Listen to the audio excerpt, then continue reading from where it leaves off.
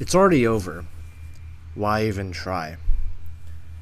This question came up in a situation. I wouldn't even call it a situation, just an event that happened in my past life. And it has to do with my relationship with my now ex girlfriend. And this is an interesting topic to revive this channel with, but I had a list of different things I could talk about. And this one was one that I wanted to talk about first, I think. Because while it is by itself its own standalone topic, I think it's because the example that I'm going to give and the impetus for even having this topic is because it came from my previous relationship. And in a way, just talking about things related to that previous relationship helps me get over it and move on, as time has helped me already do that.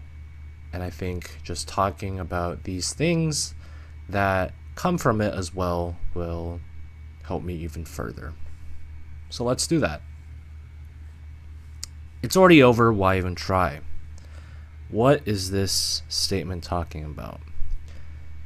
I had this basic line of thinking when my ex-girlfriend,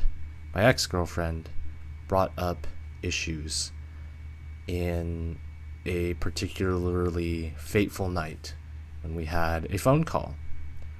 Now, I think I've already talked about this in previous episodes, basically what happened and some of the fallout that happened. In fact, this channel is pretty good, has been pretty good in documenting some of the last few moments of the relationship. But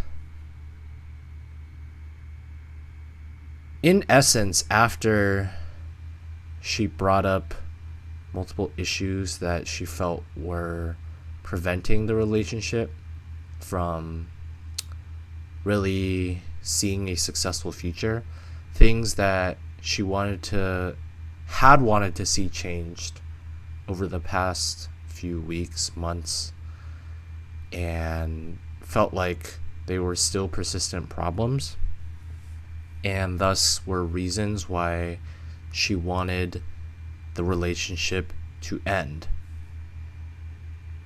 So upon hearing these reasons, right, I remember, whether it be in popular culture, through like a movie, or reading it through a book somewhere, I'd heard of this phrase, of this mantra that women had, where if you're in a relationship and they bring up some issue, almost never is it a spur of the moment decision. And of course, this is a harsh generalization on, first of all of these situations, but also on women in general, because, everybody is different. People are all different. Women are all different. And one woman can certainly be different from the average. And I don't even know if this is the average, right? Because this is like a generalization from popular culture or something. But the mantra was, when a woman brings up an issue to you in the relationship, it's not that they just thought of it.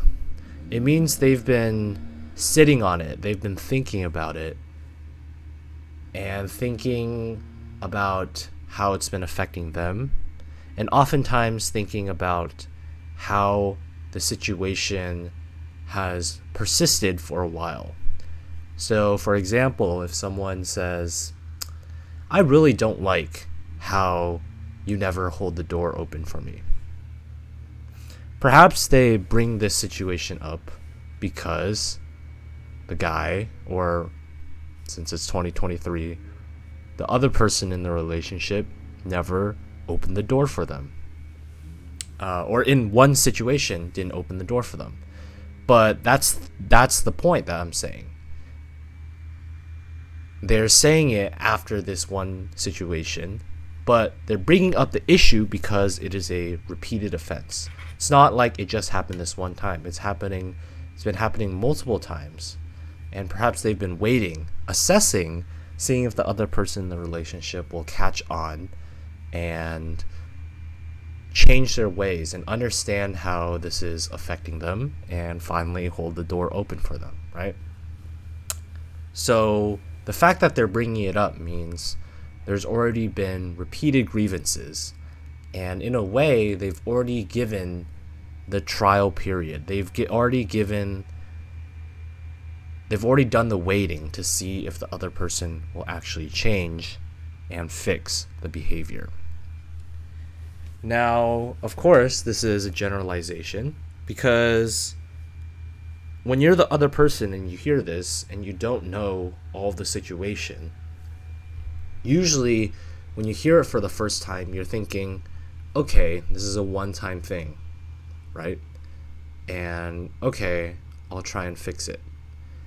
So then when they elaborate and describe the issue and they're like, this has been happening a lot of times, and which is why I bring it up, then you're like, the other person has the reaction of, oh damn, I really messed up and I haven't been seeing this effect. I haven't been noticing that I've been doing this over and over again and how it's been affecting you, right? So it's a nuanced situation in that there's multiple things happening. The person who is having the problem be brought up to, so the person who is perpetrating the problem,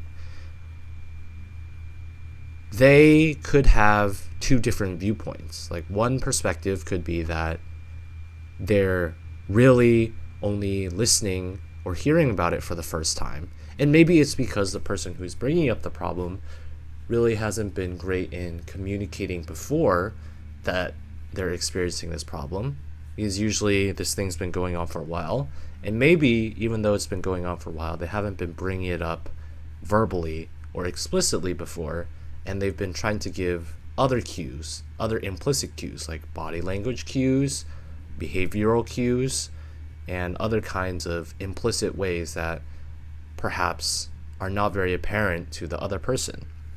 Now, this could be a communication issue, as different people like to communicate in different ways. Some people may not want to be specifically explicit, and perhaps they even value it if people can have that kind of emotional intelligence, the EQ, to be able to understand implicit communication cues like body language and changes in attitude. So there's a lot of nuance in this, in that the person who's having the problem be brought up to, as I'm saying it again, I'm recognizing that I'm repeating my words here, they could have different reactions to the information. So if we bring it back to the example, my example, that brought this whole conversation topic. When I first heard this issue, I felt like, and I thought of the mantra that I was talking about, which is that if she is bringing up this issue and talking about it and saying how it feels, in fact, it doesn't even have to be an implication that I pick up. She made it explicit. It was saying that this is not a one-time thing and that it has been going on, and she'd even brought it up before and wished that I had fixed things so that it wouldn't keep going. But over the time since when she brought it up before to now, when she's bringing it up again, there hasn't been a change. There hasn't been a fix. So with that piece of information in mind, you're thinking, or what I was thinking was, if I was a reasonable person, reasonable is the wrong word. If I was a person that was strictly thinking along logical means, and I would say more harsh and strict logical means. What I would deduce from this is that if I was the other person, the person bringing up the problem, my ex-girlfriend in this situation, if I had brought up a issue at time point A and over maybe a few weeks or months had expected the other person to fix it, and then by time point B, after a few weeks and months, the issue has still not happened, I would be really pissed. And I would think that given all that time between time point A and time point B, where there's been so much time and opportunity for the other person to fix the issue, the fact that they still haven't done it, it must imply like a lack of trying, a lack of interest in trying, or a lack of respect for your wishes, or just pure laziness, or perhaps even pure incompetence in actually being able to fix it, right? And I think those are very easy and logical deductions you can make if you're strictly thinking logically, right? And I think one of my issues, which I don't know if I talked about in previous episodes, but now that I think about it more, has happened in previous conflicts and not previous conflicts, in previous relationships that I've been in, is oftentimes in situations I think too analytically and logically, and perhaps that works if we're robots and we're predefined creatures with no emotions, right? But we're humans, and sometimes just applying logic to every kind of situation is not the correct way to go, right? So in this situation where I applied logic, I made that deduction. I'm like, okay, she must be thinking, this person I've given so much time for them to try and fix this thing, and they haven't fixed it. There's no way there's no logical reason why I should give more time for them to fix it. Because I already gave them that first trial period, why should I give them a second trial period, right? So in that moment when I was thinking that and I realized that, and I was like, okay, I basically already got my 3 strikes. It's not like it's a new inning and they wipe it out, right? If we're going with this baseball analogy, we're in the same inning, and that same inning is the relationship, right? So I think just perfectly summing it up, I had a defeatist attitude where once I made that deduction, I thought, it's already over. Why even try? Why should I even try to fix it now again?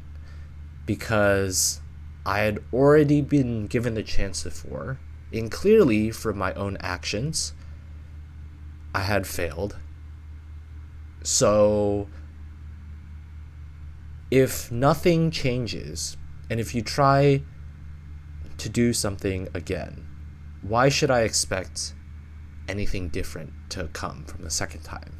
It's like that quote from Far Cry 3 that I know, though it was also in some other piece of media. It was like, insanity is doing the same thing over and over again and expecting something to change. I'm paraphrasing. But if you apply this idea to this situation, I thought it was insane to give me another chance because I would do the same thing over and over again.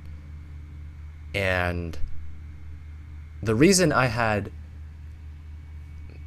so little faith, I guess even in myself, to change was that I had kind of thought this same thing before when she brought it up. Because even though I'm painting myself in a very bad light, I don't think I'm intentionally trying to be a bad partner in the relationship and ignoring what she brought up and purposely like not trying to fix it, right?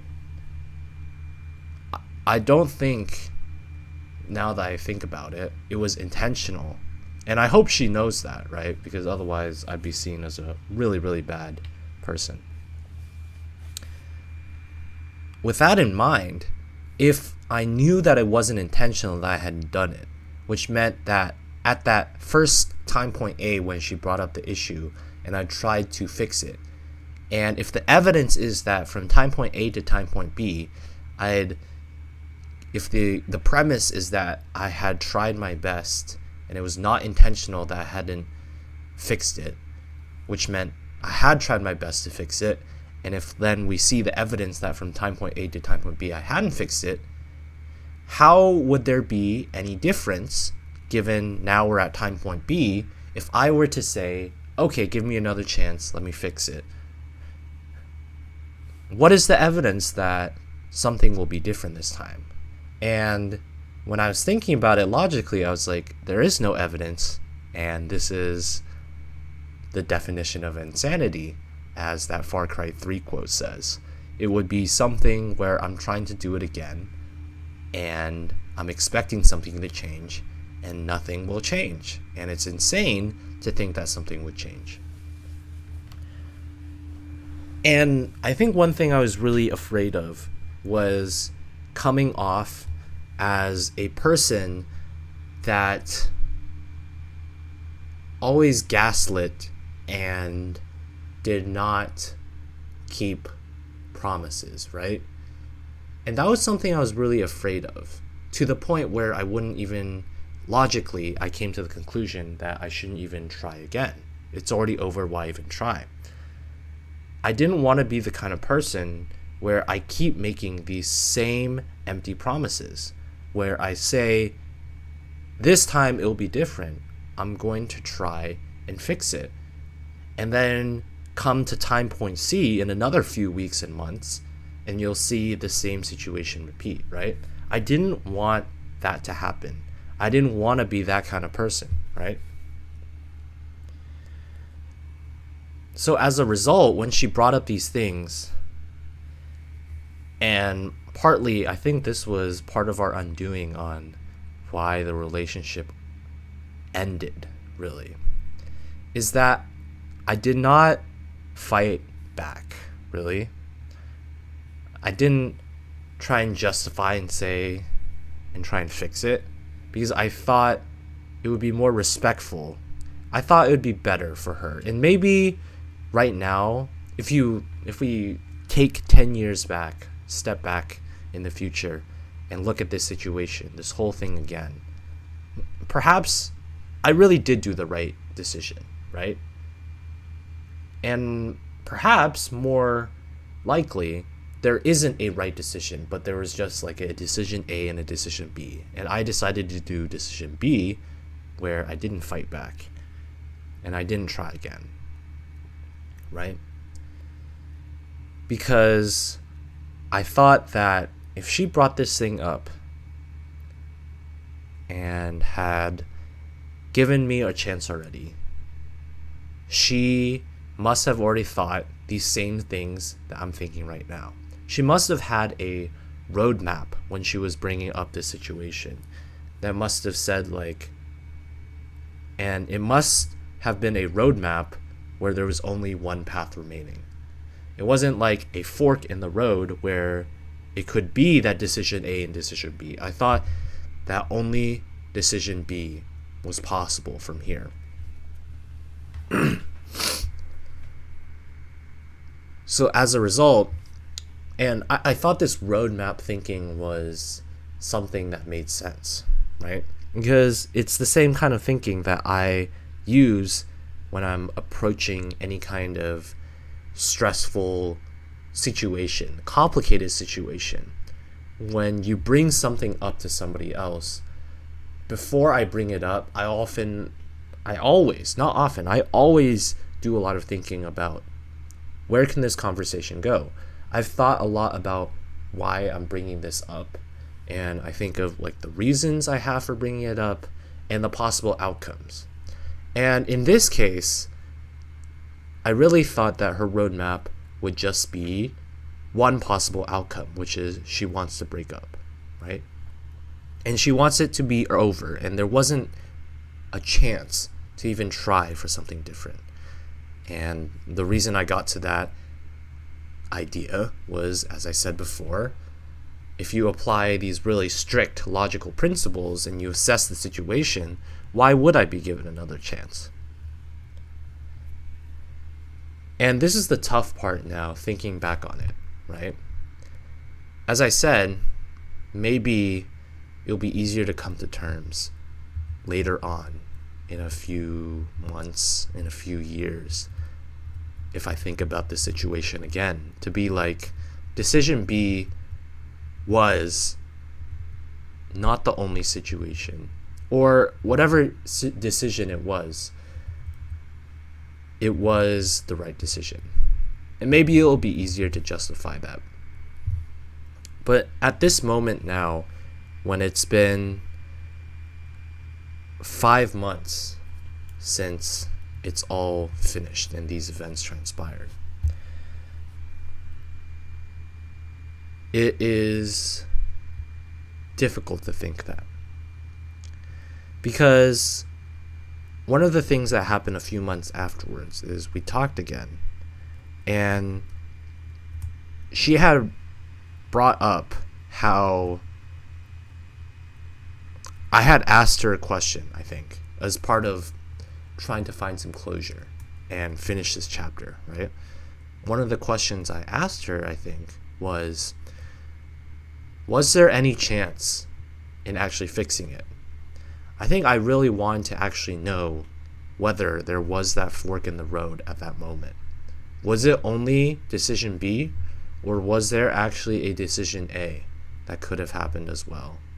A path A, where at that fork in the road, instead of splitting up and instead of me just admitting defeat and not even trying to fix it, could something have happened where I had tried to fix it and we could have weathered the storm and we could have gone through it?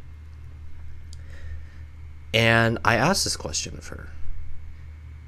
And just like the situation before, I might think about it now and be like, why did I ask that question? Was the answer something I actually want to know? Does this actually bring closure, knowing the answer? Or does it only bring more pain, more hurt, and more time thinking about this? And in a way, I kind of know the answer. I probably shouldn't have asked that question, because it really wasn't a closure question. It was more of a what could have been question. And those questions don't help bring closure. They just actually open the wound for a longer time. As it's apparent now, I'm still talking about it and I'm still thinking about it. And maybe I'll still be thinking about it in a few months from now. And the answer she gave me to that question was when she'd first brought up the whole situation and all the answers, she had actually not really been thinking about breaking up. She had only been bringing it up more as, these are issues that I have, right? And what I got from that was I had essentially dug my own grave. My defeatist attitude when I heard her bring up those issues was to think, it's already over, why even try? So when she brought up those issues, I talked about how in the past I'd really taken steps to try and fix it, right? In fact, I talked about some of these steps that I've done before in these previous videos. I think it's the episode called From Me to We, where I talked about having a perspective change, a mindset change, and some steps that I'd taken to really try and put how to have actual meaningful personal change so that these things wouldn't happen again. So that it wouldn't be that thing that I feared of false, empty promises, right? But while I was talking about all of these previous changes that I've done and basically justifying how I'd really tried my hardest to fix it, right? And if it felt like she really, even after all of those things that I tried to fix, it still was lingering here, then that meant maybe it was right for her to break up with me. And what she said those months later when I asked that question of, was there a path A? Was there a way for us to stay together? She said that she had come in before without actually thinking of breaking up. But me mentioning that maybe it's better or maybe it makes sense why she'd want to break up is actually what really gave her the idea to break up. So I really dug my own grave. I really gave her the idea. And that's how I know it was such a mistake, I think, to ask all those months later, like, whether or not there was that path A, because I don't know what answer I was looking for. What would have been an answer that actually gave me closure? No, there was no reason. Actually, maybe that would have given me closure, right? To know that it was all doomed to fail. But it would have given me more closure, but at the same time, I don't think it would have given me full closure. Because if that was the answer that I heard, it would have been like really depressing, and I would have really thought all those things that I've tried to do during the relationship to do changes to fix it, it was all for naught. And in a way, I think it would have given me other thoughts that would have also made it difficult to think. So the question itself, me asking that question, it was a bad idea. It was a bad idea in giving closure.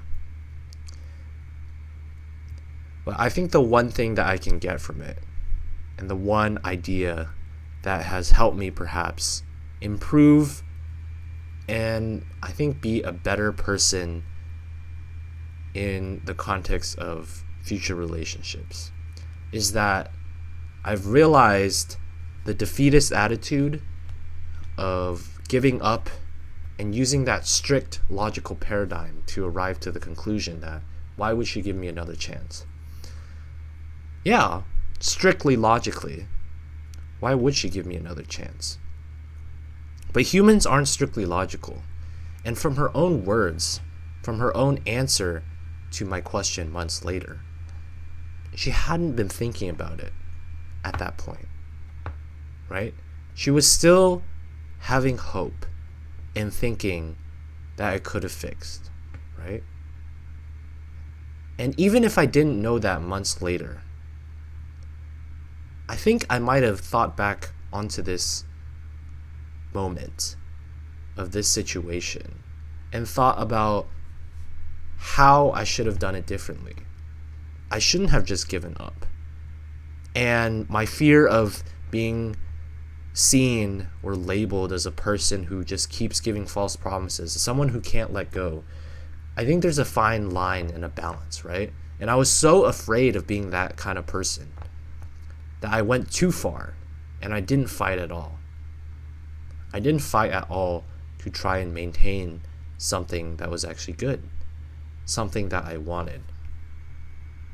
And I gave up really easily, right? I had the attitude of, I've come to the conclusion it's already over, so why even try? And I think what I've learned now is that no matter how you think something will happen and decide, the human aspect what makes us human is that we're not strictly logical creatures. The human aspect is the unpredictability. It is trying to do something respectfully, in a way, right? Because I don't want to go to the whole other side now of fighting no matter what, right? Because that goes into the territory of what I was trying to avoid, of being that person who can't move on, that person who can never let go despite objectively perhaps it actually being the best way to let go, right? I was too far on the not fighting side, and I don't want to go too far onto the fighting side. But as in all nuanced things, there's the middle ground. That is often the best. And especially in this situation, the middle ground was something that I did not and I was not on. And that's something that I think I have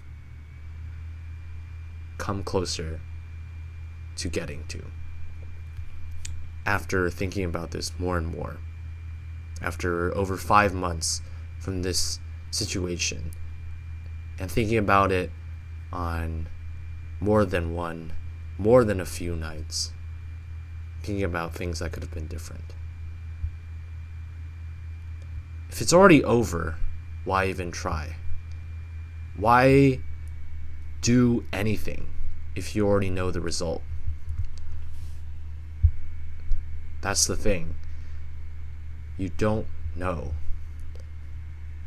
You can never know for sure. And that's why we try.